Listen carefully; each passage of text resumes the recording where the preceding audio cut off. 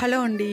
నేను నా స్టైల్‌లో పప్పుచారు ఎలా ఉంటుందో చూపిస్తున్నానండి. ఫస్ట్ కందిపప్పు కడిగి పెట్టుకున్నాక ఎండుమిరపకాయలు, అలానే 2 పచ్చిమిరపకాయలు, టమాటాలు, కొంచెం చింతపండు, అలానే ఉప్పు, పసుపు, కొంచెం ధనియాల పొడి అవన్నీ వేసుకొని బాగా కడుక్కోవాలి.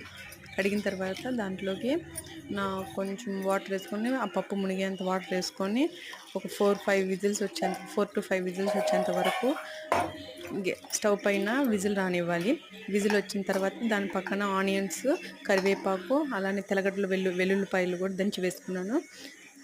విజిల్ అంతా వెళ్ళిపోయినాక బాగా పప్పు ఎనుపుకున్న తర్వాత మనం ముందుగా ఆనియన్స్, కరివేపాకు అవన్నీ కట్ చేసి పెట్టుకున్నాం కదా, ఒక ప్యాన్ పెట్టుకొని ఆయిల్ వేసుకొని ఆనియన్ అవన్నీ పెట్టుకున్నాక వేయించుకొని కొంచెం గోల్డెన్ బ్రౌన్ కలర్ వచ్చేంత వరకు వేయించుకున్నాక దాంట్లో కొంచెం చింతపండు పులుసు పోసుకుంటే ఎంతో టేస్టీ పప్పుచారు రెడీ. సూపర్ టేస్టీగా ఉంటుంది. ఓకే.